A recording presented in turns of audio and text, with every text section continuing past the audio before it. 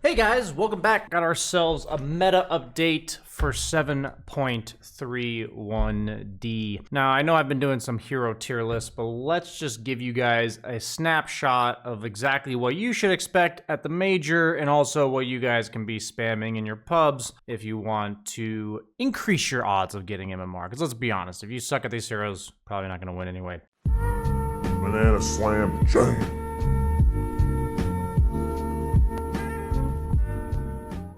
Let's get into it. So I am at Dota 2 Pro Tracker, and I found this tool to be incredibly useful because these heroes that it says as the top heroes are definitely the heroes I am seeing in all of my games. So let's just kind of start from the top. These are, by the way, heroes that are being picked mostly at my bracket and by other pros, if you consider me a pro. First and foremost, Tiny. Tiny mid, best mid in the patch, aside from maybe Puck, but he also counters Puck. So he's a great hero to spam in the mid lane. Pretty much everyone's doing the Thompson build where you go Echo Saber, Blink, Ags, BKB, or Daedalus.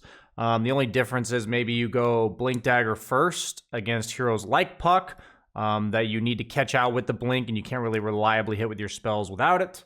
That's really the only difference. But you're also seeing Tiny as a 4 position. So what basically happened this meta was that, let's just talk about the snowball effect of the meta. The two most prominent carries for a while were Bristleback and Alk. And while these two heroes are very strong still, people have learned to deal with them. So people realized to deal with these heroes, ranged annoying offlaners were the way to go, especially ones that prey on tanky heroes, i.e. Viper and Razor. So what happened is that since the offlaners that were popular became ranged heroes, the 4 position heroes that became popular were melee heroes. So you're seeing here that a lot of the 4 position heroes are Tiny, Marcy, Dawnbreaker's even played as 4, and sometimes even Pudge. But what we're seeing here is that it's kind of like a snowball effect of the meta. So Tiny 4 position has been great this patch when you have a ranged offlaner mainly, and it's also in my bracket just a deny pick because I don't want to play against mid Tiny. Marcy pretty much wins every single lane, played mainly 4 or 5. Her plus a ranged hero that you usually try to run away from, Necro, Razor, Viper. Guess what? You just get tossed right into them. Usually people are just going Blink Aetherlens or Aetherlens Blink, and you're just a relocation spell, catch people out of position all game, easy ganks on mid, etc. When you're playing against Marcy, make sure as a mid laner that you play hyper cautiously past like 4 or 5 minutes, because the definition of out of position against Marcy is completely different than any other hero in Dota. Zeus! Now this hero is some hot commodity right now. He's mainly being played 2 and 4.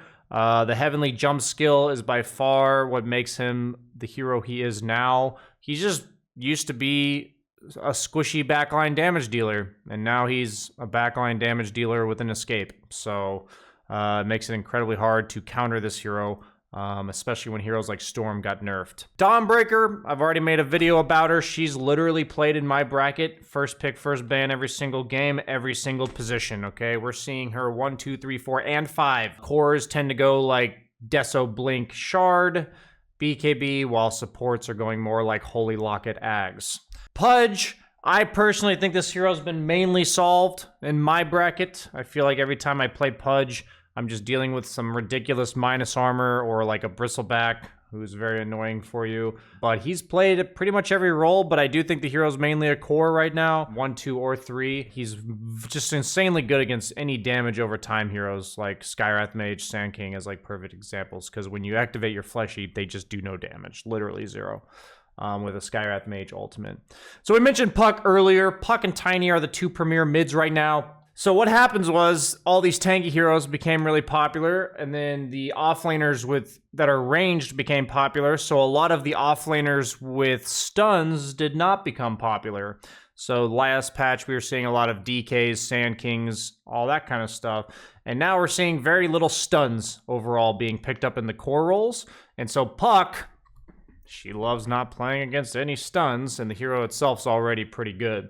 Wyvern, I would say mainly getting played support, but I've also seen it a bit mid. I'm really not a fan of core Wyvern. I feel like it just gives the opponent free farm. It gets really strong with items, with Ags and Witchblade, but every time I have a Wyvern, I feel like I'm losing the mid game when it's core. but mainly what makes Wyvern so strong is percent-based damage ability against these super tanky cores. It offers a save, and there's also a lot of popular summons heroes at the top bracket. You usually see at least one per game, like a Chen, a Lycan, Beastmaster. And the Winter's Curse is just so good against these heroes because they want to group up and push towers, and you can usually just murder one hero with their own summons or with the other guy's summons off cooldown. Void Spirit, I would say, is like the reject mid, meaning if you don't play Puck or Tiny, then you play Void Spirit. You notice his win rate is pretty low, even though his pick rate is pretty high. I think he's good, but I feel like a lot of times people are picking him into Puck or Tiny, and those matchups are like kind of, they go both ways, but Puck and Tiny are better heroes. I do think Void Spirit's like the solid third best hero of mid this patch. He definitely falls short in comparison to Puck or Tiny. So if you're like really trying to grind MMR, it's like Puck or Tiny, and if those two are banned, pick Void Spirit. Don't just like pick him. Bristleback, I'd say he's mainly 1 and 3. He's like, I've made a video about him. He's like the most broken hero in Dota, if not dealt with. The only way to deal with this hero, I feel like, is Spirit Vessel or like insane Scotty builders, like early Scotty builders, like Morphling or maybe Medusa. But the problem is, like the way to deal with this hero with the Scotty and these like late game Shivas and stuff that reduces healing is he has this Ags timing that just comes online at like pre 20 minutes. And you don't have these items, so everyone just dies. And then the hero just builds purely to be tanky, and once he gets level 25, he hits for 800 damage with no damage items. Basically, his timings are too fast. Bristleback's always been the same hero, but his timings are just too fast. And I think he's mainly a carry, but can also be played offlane. Notice how Jug is highly picked, and his win rate in my bracket's actually fallen off. It doesn't surprise me that I see this, because Jug has felt relatively lackluster in my games. A lot of people have started picking against super tanky carries, and Jug fits the description of a tanky carry, right? Because of spin. He's not like high stat game, but he's high survivability. Heroes like Razor offlane, Slardar offlane, I'm starting to see a lot more, and it just makes it really hard for Jug to play his game. People stopped picking heroes that can't kill Jug. So if your hero can't really kill Jug in your bracket, I'd recommend being careful of picking it, because Jug still is a very powerful hero. And the way upper echelon of MMR works is if people realize they're losing games to Jug, they're losing games to Bristleback, they can't ban these heroes every game, so they just generally pick heroes that will be good against what's good so they don't get cheesed, you know? And I say cheese with Jug and Bristle because these are two heroes where they take specific kits to kill. You know, you need to be able to stun Jug or do damage through BKB, and then with Bristle, you need a lot of ability to bring down his sustained tanky body. And if you don't have these tools, it's just hard to kill these heroes. So people are kind of like preemptively dealing with these heroes.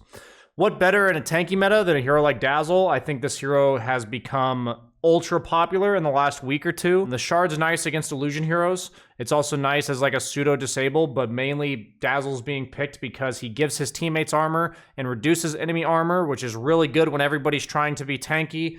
And he also is good against tanky heroes because most of the time tanky heroes don't jump the Dazzle, right? They're not mobile heroes. So I think Dazzle's worst matchup right now is the Puck. But if you look at all the other heroes in here, it's really like Puck and Void Spirit. But aside from that, nobody else really jumps Dazzle because he's so far back. You know, they're heroes that buy Blink, but it's hard to jump him since he's probably going to try to be positioned back. But look at his win rate, pretty freaking high. Not a surprise. The hero's a strong laner and just really fits the meta. Skywrath Mage. Him and Zeus are just popular in the 4 role because when the opponent's super tanky, what we require is a lot of damage. So I think really the only 2-4 positions that work right now that are ranged are Skywrath Mage and Zeus, and it's just because they offer so much damage. You can pair them with pretty much any stun in the game, and they're really the only heroes that I would say enable melee offlaners. So if you're looking to pick offlane, definitely be careful of whether or not your 4 position is ranged or melee. Razor, I'm not gonna lie, I think this win rate's a load of shit. Not meaning that I think the heroes like that this is lying to me, but I think the hero's just misunderstood. The build on Razor is to go first point Q to secure range creeps, and then 2-point static link to like play the lane, and then max Q for farm, and then max E for running around the map. And people just need to go BKB refresher and shit, you know? Play the hero like a carry, but you're playing it really aggressively, and he's usually played in the off lane. Meaning, when I see good players, like a Mar was on a 17 win streak on him, when I've played against like Saberlight playing Razor, these guys are complete menaces. I can't stand it. It feels almost impossible to play against. You know, we've talked about how everybody's tanky and there's a lack of stuns in the meta right now. what better than a hero that just runs around with 500 move speed and a BKB? You know, it's like, you just can't lock him down. That's what it feels like. And he also just controls areas. What I mean by that is, if Razor's farming, no single hero in the game can like push him out of that area, right? You have to gank him, or you just can't farm wherever he is, because if he sees you, he'll just link you and ult and chase you out, right? And it's just really hard to farm the map against Razor. Keeper of the Light, I still see him a lot. I think he's still broken mid. I think what makes Keeper of the Light broken, if you really want to understand, is that his W, the slow/magic amp, pairs with Spirit Vessel. And Spirit Vessel is an insanely good item right now against all these high percent HP heroes, or like high HP heroes, to kill them with percent-based damage. So this hero buys Boots of Travel, Spirit Vessel, and he just helps you kill all these tanky boys. So that's what makes Kato good. Can still be played in the support role, but I love him mid. Viper, you have to be careful. He's a win lane, lose game kind of hero. He can also go the Spirit Vessel, but he also has the break passive for heroes like Bristle. And also just like, you don't mind hitting somebody 10 times as Viper. It's just the difficulty is not being able to hit them because you're locked down or kited. But Viper, I've seen pretty much win every single lane, mainly played as an offlaner. I think he's played as 5 sometimes, but I don't like it nearly as much as an offlane. Pair him with any melee hero 4 that protects him / helps him stun people, and Viper's just a complete menace. You just have to be careful of the mid game. His mid game's a bit awkward. Rubik, I see it a shit ton. I don't like it though, so I'm glad I see this. I feel like the hero's too weak in lane. I say the 4 positions that are popular right now. I think Rubik's actually strong, like mid-game. But there's just so many offlanes right now that I call grief offlanes. What I mean by that is like their purpose is to ruin the carry's life. And Rubik just doesn't do that. Like if I'm against Rubik 4 position as a carry, I'll probably farm pretty well. So I think his win rate is pretty much because if the opponent picks Marcy Razor and you have Rubik plus, you know, some melee guy, the carry against the Rubik's just going to have a lot more farm. Faceless Void. He really fits the tanky meta for carries. He's very survivable. He's also very nice against Marcy and Tiny, the premier 4 positions. He's also very nice against Viper Razor because he can disengage from their damage. His laning stage can be a bit tough, but the Mask of Madness, Maelstrom, Shard, BKB build just feels really nice right now, and it's no surprise to me that his win rate's high. If you're having a tougher game, people will often skip the Mask of Madness and just go Midas. But then proceed to go normal build. Already made a video about Alk, or not made a video, but I've talked a lot about Alk. He's played at 1 and 3 mainly, but I've seen him sometimes 2. Even played as support with maxing your QW. It's not really a grief to play him support. I've had some really good players play him support, but if you're picking him support to like level greed, level 3, and go hit some creeps, it's like you're griefing. Honestly, like, the heroes here, I don't feel like I need to talk about nearly as much as before. I feel like Enchantress and TA have been pretty strong for like 6 months, and that still remains true. Tusk, the tag team, is another way people are like trying to deal with these tanky heroes. They're also trying to kick them into base later on, but I think it's like relatively unreliable unless you're really good at Tusk. Timbersaw, honestly, quite a menace of a hero, but as long as you prepare for it as a carry, you're just not picking like Wraith King. Timbersaw's not that big of a deal. Ember Spirit is like the 5th best mid. I'd say he's just an average hero. Like, it makes sense. He's picked a decent amount, and his win rate's about 50%. Monkey King is a carry that I think needs to be picked selectively. He's a hero with high variance on how effective he is, but if the opponent lacks the ability to kite you and they're predominantly physical damage, Monkey King is just a menace. Crystal Maiden I see a lot of. She feels really powerful right now, just a really powerful lane securer in the safe lane. Same with Warlock after the Salve nerfs. A hero that's been rising in popularity has been Bounty Hunter. I even put him in a list of my offlaners. Guess what, guys? If the opponent's safe laner wants to be some tanky guy that sits in lane and never leaves, like Bristleback, nothing better than to just yoink him off cooldown. Pretty much everyone's just doing either Vanguard or Hood in order to sustain to allow them to yoink, and then they go straight into Ags. This hero feels a little bit awkward in the mid game, but if you manage to get like 1 or 2 good team fights, pre-Ags or with Ags, the game just snowballs like insanely fast. Visage, still like the highest win rate of all heroes. You have to be careful when you pick him because he's really bad against Bristleback and like other AoE control type heroes, but the hero's definitely still strong. I've played him mid and off lane.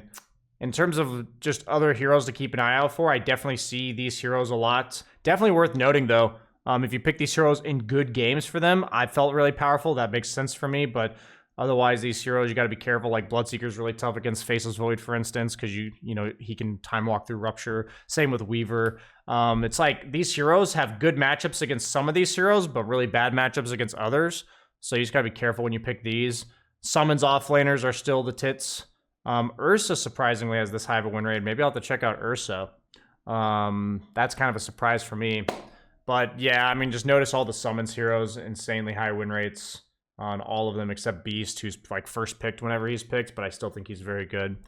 So yeah, this is update for 7.31D. I think this is a very useful tool, Dota 2 Pro Tracker, because these are all the heroes I am seeing in my games, and I hope you guys got a little bit of insight from me on why we see them and exactly what you guys can be picking. Pick your choice of the lot, choose your hero, see what builds people are going in terms of starting items and skill builds, and you should have no problem keeping up with the meta, guys. Thanks for watching. Meta update 7.31D. See ya, nerds.